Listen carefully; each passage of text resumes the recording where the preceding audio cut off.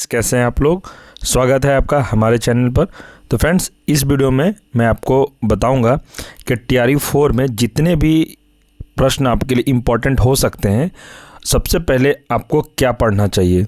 तो फ्रेंड्स, इस वीडियो में मैं आपको बताता हूं कि अभी तक जितने भी TRE हुए हैं, जैसे कि TRE 1, TRE 2, TRE 3, 1 से 5 से लेके 11, 12 तक सभी क्लास का जितने भी प्रश्न पूछे गए हैं, इस वीडियो में आपको दिखाता हूँ कौन कौन सा प्रश्न एग्ज़ाम में पूछा गया था। 1 to 5, 6 to 8, 9, 10, 11, 12 आप लोग देख सकते हैं। यह बुक है, इसमें क्या दिया है 1 to 5 जो कि आपका TRE 1 का एग्ज़ाम हुआ था 20/7/2024 को। दूसरा 6 to 8 19/7/2024, 9, 10 21/7/2024। देख सकते हैं जितने भी क्लास का एग्ज़ाम हुआ है अभी तक में, इस वीडियो में आपको वही सब प्रश्न इस क्लास में करवाऊंगा। और अब मैं आपको बता दूं, TRE 4 में भी आपको यहीं से कम 30 से 35% प्रश्न देखने को मिलेगा, क्योंकि आप लोग खुद सोच सकते हैं कि 1 to 5 से लेके 11, 12 तक अभी तक जितने भी प्रश्न पूछे गए हैं TRE 3 तक, वो TRE 4 में भी आपका इम्पॉर्टेंट हो सकता है। तो आप लोग वीडियो के अंत तक अवश्य बने रहें, और जो TRE 4 का तैयारी कर रहे हैं वह इस क्लास को अच्छे से देखें। आप वीडियो को बिल्कुल भी स्किप नहीं करिए। और फ्रेंड्स, इस चैनल पर TRE 4 से संबंधित बहुत सारी क्लासेस चल रही है। आप लोगों ने अभी तक नहीं देखा है तो प्लेलिस्ट बना हुआ है, प्लेलिस्ट चेक करके आप लोग क्लास कर सकते हैं। तो चलिए शुरू करते हैं। और इस वीडियो में आपको बताऊँगा कौन से चैप्टर से कौन कौन प्रश्न पूछे गए, आपको कहाँ से पढ़ना चाहिए और कौन से टॉपिक पर आपको ज़्यादा फोकस करना चाहिए। तो देखिए, यहाँ पहला है 16 महाजनपद। ये एक चैप्टर है किसका, एंशिएंट हिस्ट्री का। प्रश्न है, मगध एवं अंग के मैदान निम्नलिखित में से किसके हिस्से हैं। तो आप सबको पता है, इसका आंसर हो जाएगा ऑप्शन बी, मध्य गंगा का मैदान, middle Ganga valley. English Hindi दोनों में है, आप जिसमें कंफर्टेबल है आप खुद से भी इसको पढ़ सकते हैं। यह प्रश्न देख सकते हैं आप लोग, BPSC TRE 2 10/2023 को पेपर 3 में पूछा गया है।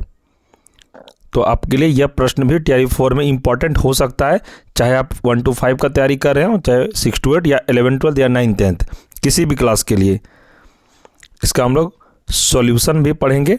मध्य गंगा का मैदान पूर्वी उत्तर प्रदेश और संपूर्ण बिहार तक विस्तृत है।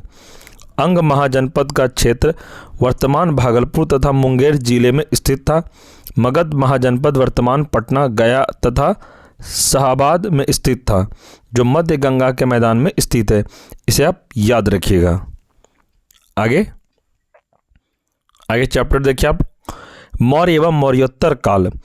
इससे भी प्रश्न एग्जाम में पूछा गया था। ये कौन सा TRE में पूछा गया था, यह है BPSC स्कूल टीचर 2023 पेपर 2 यानी कि शिफ्ट 2 में पूछा गया था प्रश्न। ये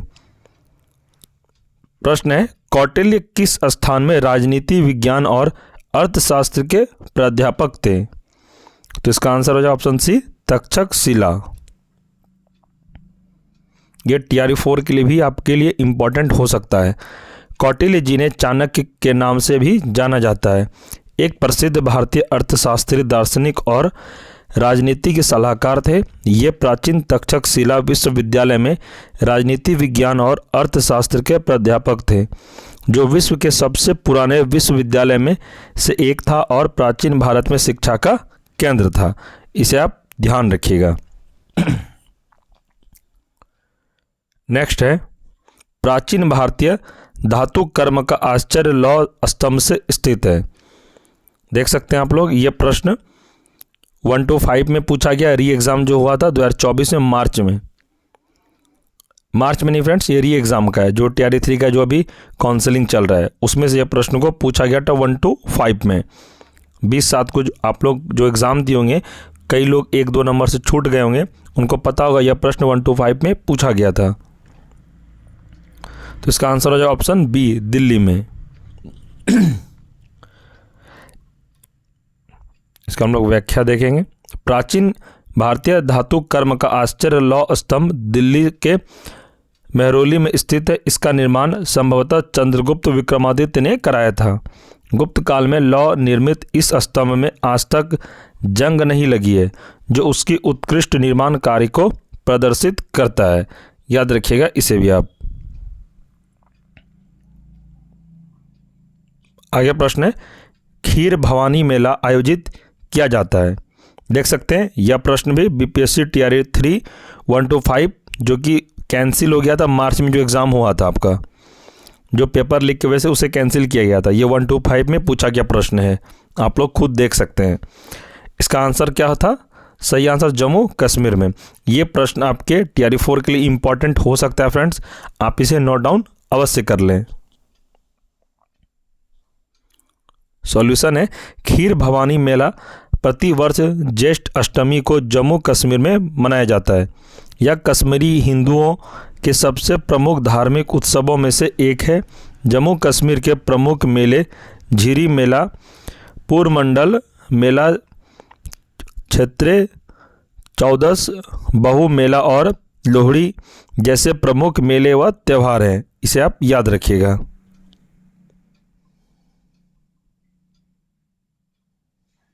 आगे प्रश्न है, राजनीति की प्रारंभिक पुस्तक नीति सार किसके द्वारा लिखी गई थी? ये प्रश्न देखिए बीपीएससी प्री 2023 को पूछा गया प्रश्न है। ये भी आपके टीआरई 4 में प्रश्न आ सकता है फ्रेंड्स, इसलिए मैंने इस प्रश्न को लिया है इस वीडियो में। इसका आंसर है कामंदक। इसे आप ध्यान रखिएगा। आगे प्रश्न है, ऐतिहासिक दक्षिणापथ नामक क्षेत्र का विस्तार है। देख सकते हैं यह प्रश्न पेपर 2 शिफ्ट 2 में पूछा गया था 2023 में।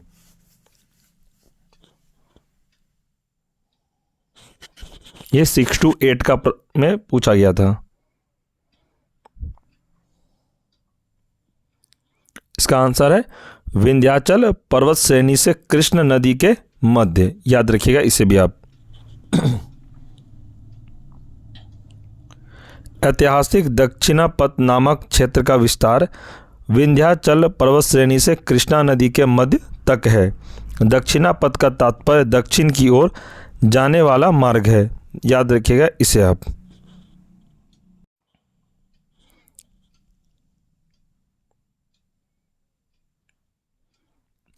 अब हम लोग देखेंगे मध्यकालीन इतिहास। मध्यकालीन इतिहास में दिल्ली सल्तनत से कौन कौन प्रश्न पूछे गए थे, अब हम लोग उसके बारे में पढ़ेंगे।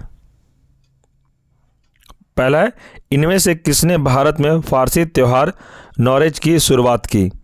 तो फ्रेंड्स ये बीपीएससी प्री 2023 को पूछा गया प्रश्न है। ये भी आपके टीआरई 4 में इंपॉर्टेंट हो सकता है, इसलिए मैंने इस प्रश्न को इस वीडियो में लिया है। इसका आंसर हो जाएगा बलबन। बलबन पहला सुल्तान था जिसने भारत में फारसी त्यौहार नौरेज की शुरुआत की। बलबन फारसी संस्कृति और परंपराओं के प्रति अपने प्रेम के लिए जाना जाता था। उसने अपने दरबार में गैर इस्लामी प्रथा सिजदा और पाबोस को शुरू किया। याद रखिएगा इसे आप। आगे प्रश्न है, तुगलक वंश। तुगलक वंश से कौन प्रश्न पूछा गया था? पेपर 2 यानी कि शिफ्ट 1 में 2023 में देखते हैं। मोहम्मद बिन तुगलक के शासनकाल में भारत आए प्रसिद्ध मुस्लिम खोजकर्ता इब्न बतूता किस देश के थे? तो फ्रेंड्स यह प्रश्न 1 to 5 में पूछा गया था। शिफ्ट 1 यानी कि पहला शिफ्ट में 1 to 5 का ही हुआ था। पेपर 2 मतलब हुआ कि पहला जो पेपर 1 आता है वो लैंग्वेज का आता है, अब पेपर 2 आता है जीएस वाला, उसमें इसका आंसर है मोरक्को। आप लोग अगर टीआरई 1 दिए होंगे उनको पता होगा कि 1 to 5 में जो पहला शिफ्ट का एग्ज़ाम हुआ था उसमें यह प्रश्न को पूछा गया था। आप लोग खुद देख सकते हैं। सल्तनत कालीन तुगलक वंशी शासक मोहम्मद बिन तुगलक के शासन काल में आए प्रसिद्ध खोजकर्ता एवं यात्री इब्न बतूता अफ्रीका के मोरक्को का निवासी था। वह मध्य एशिया के मार्ग से होते हुए भारत के सिंध प्रांत में वर्ष 1333 में पहुंचा। मोहम्मद बिन तुगलक 1325 से 1351 ने इब्न बतूता को दिल्ली का काजी नियुक्त किया था। याद रखिएगा इसे आप। नेक्स्ट देखेंगे। अब हम लोग चैप्टर देखते हैं, ब्रिटिश शासन का भारतीय अर्थव्यवस्था पर प्रभाव। इस चैप्टर से कौन सा प्रश्न को पूछा गया था देखते हैं। प्रश्न है, इनमें से कौन इंग्लैंड में भारत के अनाधिकारिक दूत बने, यानी कि अनऑफिशियल कौन दूत बने थे। देखिए आप लोग, यह प्रश्न TRE 2 15/12/2023 पेपर 4 में पूछा गया प्रश्न है। आप लोग खुद देख सकते हैं, यह प्रश्न 6 to 8 में पूछा गया था। तो इसका आंसर क्या होगा? इसका आंसर है ऑप्शन बी, दादा भाई नौरोजी। ये प्रश्न आपके TRE 4 में भी आ सकता है फ्रेंड्स, आप इसे नोट डाउन अवश्य कर लें। इंग्लैंड में भारत का अनाधिकारिक दूत दादा भाई नौरोजी माने जाते हैं। 1866 में ईस्ट इंडिया एसोसिएशन की स्थापना कर दादा भाई नौरोजी ने ब्रिटिश जनता और संसद को भारतीय विषय से अवगत कराया था तथा भारतीयों के पक्ष में इंग्लैंड में जन समर्थन तैयार किया, इसलिए वे भारत के दूत कहे जाते थे। इन्हें सम्मानपूर्वक भारत का वयोवृद्ध पुरुष यानी कि ग्रेट ओल्ड मैन भी कहा जाता है। ये प्रश्न भी इम्पॉर्टेंट हो सकता है आपको TRE 4 के लिए। और फ्रेंड्स एग्जाम में आपको प्रश्न पूछा जाएगा कि ग्रैंड ओल्ड मैन से किसे जाना जाता है, तो यह किसे जाना जाता है, तो दादा भाई नौरोजी को ग्रैंड ओल्ड मैन के नाम से भी जाना जाता है। इस पॉइंट को आप नोट डाउन अवश्य कर लें। नेक्स्ट देखते हैं, प्रश्न है 1859 के भारतीय उत्प्रवास अधिनियम ने निर्धारित किया था। देख सकते हैं यह प्रश्न TRE 3 6 to 8 कैंसिल जो हुआ था मार्च में, एग्जाम जो कंडक्ट कराया गया था उसमें कैंसिल कर दिया गया था। ये 6 to 8 में पूछा गया प्रश्न है। ये भी आपके TRE 4 के लिए इंपॉर्टेंट हो सकता है। ऐसा नहीं होगा फ्रेंड्स कि प्रीवियस में जो क्वेश्चन पूछा गया आपसे TRE 4 में नहीं आएगा, बिल्कुल आ सकता है, आने का प्रबल संभावना है, क्योंकि ये सारे इंपॉर्टेंट प्रश्न है। 6 to 8 में भले ना आए, लेकिन 1 to 5 में भी आ सकता है या 9th 10th में भी आ सकता है। तो आप लोग यह प्रश्न सबको नहीं छोड़ना है, आपको नोट डाउन अवश्य कर लेना है। इसका आंसर हो जाएगा ऑप्शन ए, बागान श्रमिकों को बिना अनुमति के चाय बागान छोड़ने की अनुमति नहीं थी। इसका सही आंसर हो जाएगा। सॉल्यूशन है, ब्रिटिश औपनिवेशिक सरकार ने 19वीं शताब्दी के दौरान भारत में श्रमिकों के आंदोलन को नियंत्रित करने के लिए वर्ष 1859 का अंतर्देशीय अधिनियम पारित किया। इसके तहत चाय बागानों के श्रमिकों को अपने अधिकारियों की अनुमति के बिना बागान छोड़ने पर रोक लगा दी गई, जबकि श्रमिकों को जंगल छोड़ने एवं शादी करने के संदर्भ में कोई भी प्रावधान इस अधिनियम में नहीं था। इसे आप ध्यान रखिएगा। नेक्स्ट प्रश्न है, निम्नलिखित में से किसको grand old man of India के नाम से भी जाना जाता है। फ्रेंड्स अभी जस्ट मैंने आपको ये पॉइंट को बताया था। देखिए ये प्रश्न किस में पूछा गया था। TRE 3 11 12 का जो एग्जाम हुआ था 22/7/2024 को, उसमें यह प्रश्न को पूछा गया था। देख सकते हैं अभी जस्ट मैंने थोड़ी देर पहले आपको बताया था कि ग्रेट ओल्ड मैन नाम से अगर पूछा जाएगा आपको दादा भाई नौरोजी बताना है। इसमें पहला ही ऑप्शन सही हो जाएगा। इसलिए मैं कह रहा हूँ फ्रेंड्स, आपको यह नहीं सोचना है कि 1 to 5 में अगर पूछ लिया तो 11 12 में नहीं पूछेगा। इससे पहले मैं आपको दिखाया था वो 6 to 8 में पूछा गया प्रश्न था ग्रेट ओल्ड मैन। यहाँ देखिए 11 12 में भी ये प्रश्न को पूछा है। तो आपको यह दिमाग में रखना है कि प्रश्न कहाँ से भी पेशी पूछ सकता है। वही प्रश्न को घुमा फिरा के एक ही प्रश्न को पूछा जाता है, कि प्रश्न ही इतना बनेगा फ्रेंड्स कि आप लोग खुद ही बताओगे कि ये सब प्रश्न हमको आता है। प्रश्न सेम रहता है बट उसका लैंग्वेज थोड़ा पढ़ने का स्टाइल चेंज कर दिया जाता है, जिसमें बच्चे कंफ्यूज हो जाते हैं। तो आपको बिल्कुल भी कंफ्यूज नहीं होना है, आप लोग अच्छे से तैयारी करिए।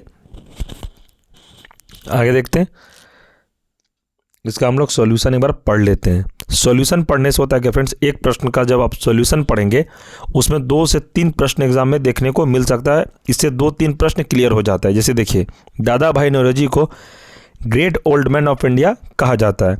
1887 में इन्होंने इंग्लैंड में भारतीय सुधार समिति की स्थापना की।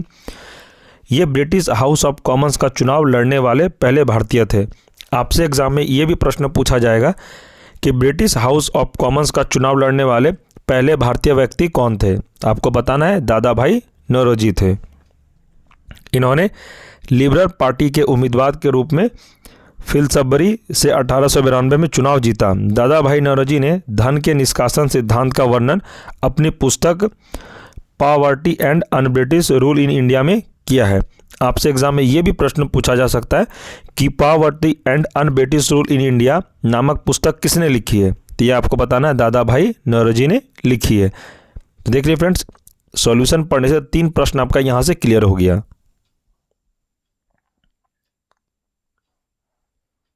प्रश्न है, निम्नलिखित में से ब्रिटिश शासन के दौरान भारतवर्ष के अंतर्गत नवीकरण का कौन सा मुख्य कारण था? देखते हैं ये प्रश्न 2023 को ये 1 to 5 में पूछा गया प्रश्न है, टीआरई 1 में। अगर आप लोगों में से कोई एग्जाम दिए होंगे टीआरई 1, उनको यह प्रश्न अगर याद होगा तो आप लोग को देख सकते हैं। इसका आंसर जो ऑप्शन डी उपयुक्त में से एक से अधिक, यानी कि ए बी सी इसका तीनों सही हो जाएगा।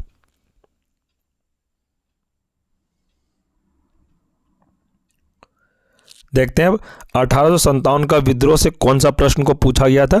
टीआरई 3 में 6 to 8 का मैं दिखा रहा हूं। देखिए, जो एग्जाम कैंसिल कर दिया गया था, ये मार्च में एग्जाम हुआ था, ये बीपीएससी टीआरई 3 6 to 8 प्रश्न को हम लोग देखते हैं।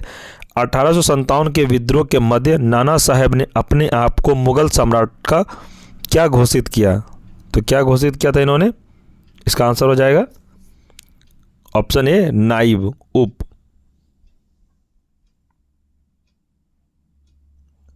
सॉल्यूशन है इसका 4 जुलाई 1857 को जब कानपुर से अंग्रेजों ने प्रस्थान किया तो नाना साहब ने पूर्ण स्वतंत्रता की घोषणा की तथा पेशवा की उपाधि धारण की। इस दौरान उन्होंने मुगल सम्राट बहादुर शाह जफर को भारत का बादशाह स्वीकार करते स्वयं को उनका नाइब घोषित किया। याद रखिएगा इसे भी आप।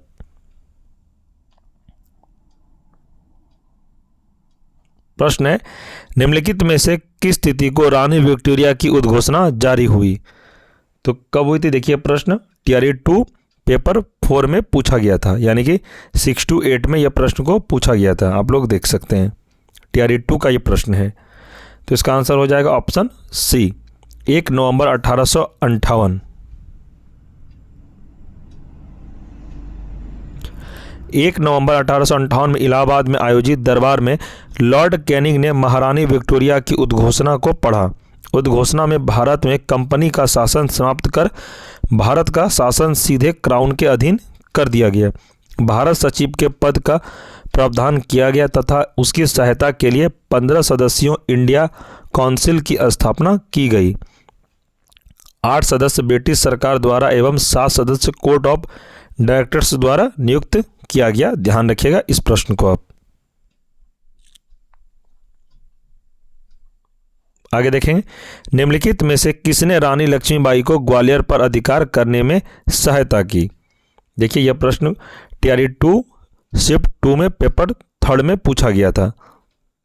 यह भी 6 to 8 में पूछा गया प्रश्न है। यह टीआरई 2 का मैं आपको दिखा रहा हूं। तो इसका आंसर हो जाएगा ऑप्शन ए। किसने मदद किया था? तो ये अफगान ने मदद किया था।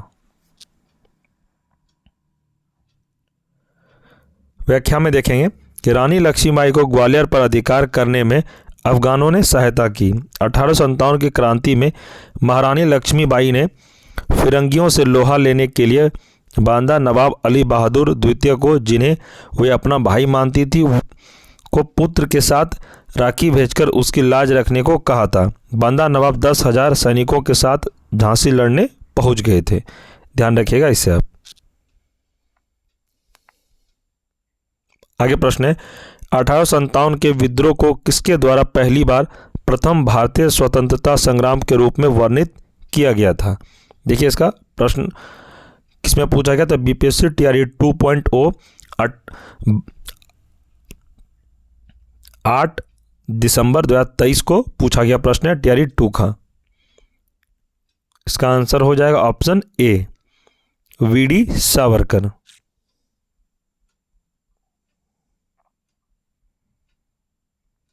आगे प्रश्न है, किस अंग्रेज सैन्य अधिकारी जनरल ने झांसी की रानी को यह कहते हुए श्रद्धांजलि दी थी कि यहाँ वह औरत सोई हुई है जो विद्रोहियों में एकमात्र मर्द थी?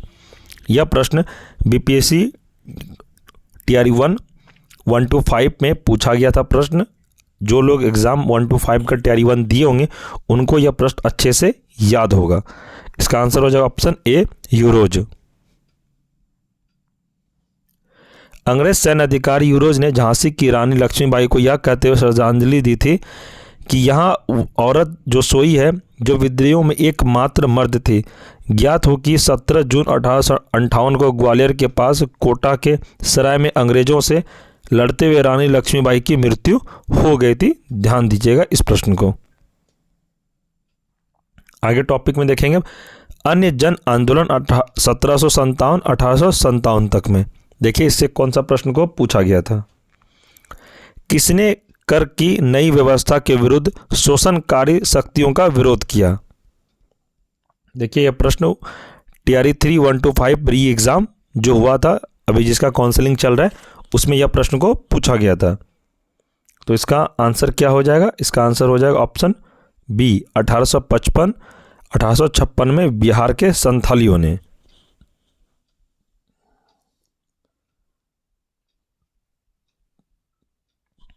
जो इम्पोर्टेंट रहेगा फ्रेंड्स मैं उसी का आपको सॉल्यूशन पढ़ के बता दूंगा।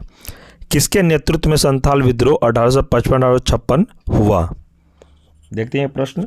यह प्रश्न पूछा गया था BPSC TRE 2 9/12/2023 पेपर 2 में, यानी कि 1-5 में यह प्रश्न को पूछा गया था TRE 2 में। इसका आंसर हो जाएगा ऑप्शन ई दिया है, आयो ऑप्शन ई माना है, तो आप लोग यह मन में होगा कि इसका सही आंसर क्या होगा। तो किसके नेतृत्व में संथाल विद्रोह 1855-56 में हुआ।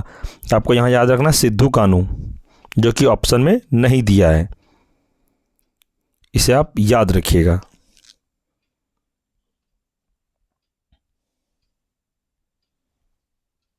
आगे प्रश्न है बंकिम चंद्र चटर्जी का उपन्यास आनंद मठ में किस विद्रोह का उल्लेख है। तो किस विद्रोह का उल्लेख है आप लोग देख सकते हैं। यह प्रश्न TRE 2 8/12/2023 को पूछा गया प्रश्न, ये 1-5 में पूछा गया है। इसका आंसर हो जाएगा ऑप्शन ए सन्यासी। ये प्रश्न भी फ्रेंड्स आपके TRE 4 में पूछा जा सकता है। आप लोग खुद देख सकते हैं प्रश्न को बहुत सारा रिपीट हुआ है। जो 1-5 में पूछा गया वो 9th-10th में भी पूछ दिया जा रहा है। जो 11th-12th में पूछा गया प्रश्न वो 1-5 में भी पूछा है। आप लोग ये ध्यान रखिएगा, ऐसा नहीं कि ये सब प्रश्न आपको TRE 4 में नहीं मिलेगा, बिल्कुल मिलेगा। आगे प्रश्न और देखेंगे बंकिम चंद्र चट्टोपाध्याय के आनंद मठ में किस विद्रोह का उल्लेख है। देखिए यह प्रश्न कब पूछा था, तो यह TRE 1 में पूछा गया था। तो इसका आंसर हो जाएगा ऑप्शन ए सन्यासी। नेक्स्ट है बंकिम चंद्र चटर्जी के उपन्यास आनंद मठ प्रकाशित किया गया था। तो कब किया गया था, देखते हैं इसका कब प्रश्न पूछा गया था। तो ये TRE 3 री एग्ज़ाम जो हुआ था उसमें यह प्रश्न को पूछा गया था। इसका आंसर हो जाएगा ऑप्शन बी 1882 को प्रकाशित किया गया था। नेक्स्ट है निम्नलिखित में से कौन सी घटना सबसे पहले हुई। तो इसमें सबसे पहले घटना कौन सी हुई थी, ऑप्शन ए हो जाएगा संथाल विद्रोह। देख सकते हैं यह प्रश्न TRE 2 में पूछा गया प्रश्न, यह 1-5 में पूछा गया था। इसका हम लोग व्याख्या देखेंगे। उपयुक्त विकल्पों में से सबसे पहले घटने वाली घटना संथाल विद्रोह 30 जून 1855 था। संथाल विद्रोह के नेता सिद्धू और कानू थे। बिरसा मुंडा का विद्रोह 1895-1900 में हुआ। यह विद्रोह झारखंड के छोटा नागपुर के क्षेत्र में हुआ था। इसे मुंडा उलगुलान विद्रोह भी कहा जाता है। ताना भगत आंदोलन 1914-20 ईस्वी में झारखंड के छोटा नागपुर में हुआ था। इसके नेता जतरा उरांव थे, याद रखिएगा इसे आप। नेक्स्ट है ताना भगत आंदोलन संबंधित है। तो किससे संबंधित है, इसका आंसर हो जाएगा ऑप्शन बी आदिवासी आंदोलन से। यह प्रश्न TRE 2 1-5 में पूछा गया था। ताना भगत आंदोलन आदिवासी आंदोलन से संबंधित है। यह आंदोलन अप्रैल 1914 से 1919 तक चला। यह बिहार वर्तमान झारखंड राज्य के छोटा नागपुर पठार में जतरा भगत और तुसिया भगत द्वारा किया गया था। इसे उरांव ताना भगत आंदोलन के नाम से भी जाना जाता है, इसे आप ध्यान रखिएगा। नेक्स्ट है निम्नलिखित में से कौन सा विद्रोह आंदोलन लंबी दाढ़ी रखने पर कर लगाए जाने का कारण हुआ था। तो इसका आंसर है बहावी आंदोलन। देख सकते हैं यह प्रश्न बीपीएससी टीआरई 1 में पूछा गया था। प्रश्न शिफ्ट 2, जो टीआरई 1 में आपको पता है कि 1 to 5 का 2 शिफ्ट में एग्ज़ाम कराया गया था। पहला शिफ्ट में हुआ था लड़कों का और दूसरे दिन हुआ था, यानी उसी दिन एग्ज़ाम हुआ था सेकंड शिफ्ट में लड़कियों सबका। तो उनमें यह प्रश्न को पूछा गया था। तो यह प्रश्न भी आपके टीआरई 4 के लिए इम्पोर्टेंट हो सकता है, आप इसे नोट डाउन अवश्य कर लें। आगे, बहावी आंदोलन विद्रोही लंबी दाढ़ी रखने पर कर लगाए जाने के कारण हुआ था। यह आंदोलन वर्ष 1831 में हुआ था। इससे संबंधित नेता सैयद अहमद थे, याद रखिएगा इसको आप। आगे है भारत में शिक्षा का विकास। इससे देखिए कौन सा प्रश्न को पूछा गया था। 1817 में कलकत्ता में हिंदू कॉलेज की स्थापना किसने की? देखते हैं इसका प्रश्न कौन टीआरई 2 में पूछा गया था यह प्रश्न, तो आपके लिए इम्पॉर्टेंट हो सकता है टीआरई 4 के लिए भी। तो इसका आंसर हो जाएगा ऑप्शन बी, डेविड हेयर ने स्थापना की थी।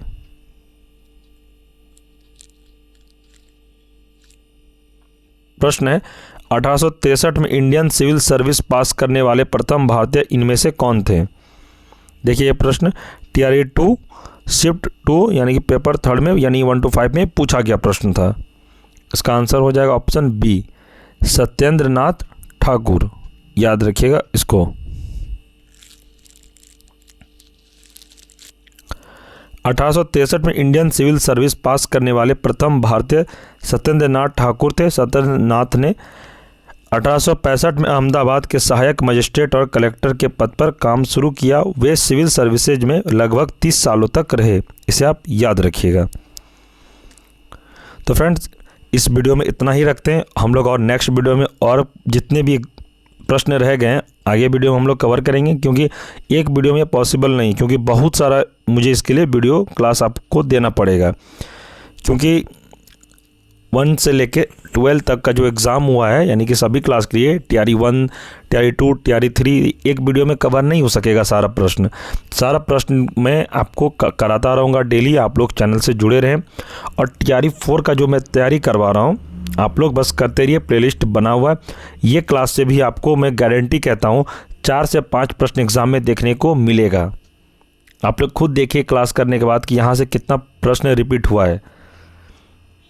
और फ्रेंड्स, किसी भी तरह का डाउट हो आप हमें टेलीग्राम पर मैसेज करें। अगर आपको हमसे बात करनी हो तो कमेंट में लिखें, मैं आपको अपना कॉन्टैक्ट नंबर दे दूंगा, आपको मेरे से बात हो जाएगी। बहुत सारे स्टूडेंट को मैं कॉन्टैक्ट नंबर दे चुका हूं। अगर आपके पास नहीं है आप हमें कमेंट करें, आप हमें टेलीग्राम पर भी पर्सनली मैसेज कर सकते हैं।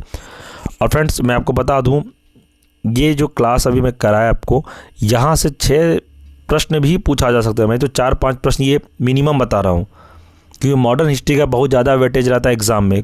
आप किसी भी क्लास का तैयारी कर रहे हैं 1 to 5 से लेकर 11-12 तक। और फ्रेंड्स, प्लेलिस्ट बना हुआ है, आप लोग क्लास करिए। टीआरई 4 से संबंधित बहुत सारा क्लासेस मैंने modern history, polity, geography, science, biology, world geography का क्लास चल रहा है, राष्ट्रीय आंदोलन क्लास हो चुका है। आप लोग देख सकते हैं, प्लेलिस्ट चेक करके आप लोग शुरू से क्लास करिए चैप्टर वाइज।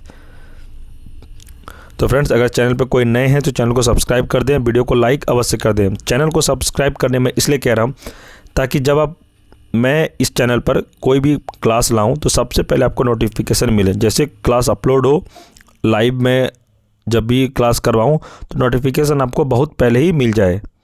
सब्सक्राइब अगर आप नहीं करते तो जब भी इस चैनल पर क्लास अपलोड होगी आपको पता भी नहीं चलेगा कि इस चैनल पर क्लास अपलोड हुई और आप क्लास नहीं कर पाइएगा। और फ्रेंड्स, जो लोग अभी तक टेलीग्राम ग्रुप में नहीं जुड़े हैं आप टेलीग्राम ग्रुप को ज़रूर ज्वाइन कर लें, क्योंकि उसमें अभी तक जितने भी मेरे द्वारा पढ़ाया गया है सारा पीडीएफ नोट्स प्रोवाइड करवा दिया गया टेलीग्राम ग्रुप में। अगर आप ज्वाइन करते हैं वहाँ पे आपको पीडीएफ नोट्स डाउनलोड हो जाएगा, और डेली क्लास जितने भी होती है सभी का क्लास नोट्स यानी कि पीडीएफ का वहाँ टेलीग्राम ग्रुप पर ही प्रोवाइड करवाया जाता है। तो आपसे रिक्वेस्ट होगा आप टेलीग्राम ग्रुप को ज्वाइन अवश्य कर लें। टेलीग्राम ग्रुप का लिंक मैं इस वीडियो के डिस्क्रिप्शन में प्रोवाइड करवा दूंगा, लिंक पर क्लिक करके आप लोग ग्रुप को ज्वाइन अवश्य करें। तो ठीक है फ्रेंड्स, मिलते हैं हम लोग अगले क्लास में, तब तक के लिए जय हिंद, जय भारत।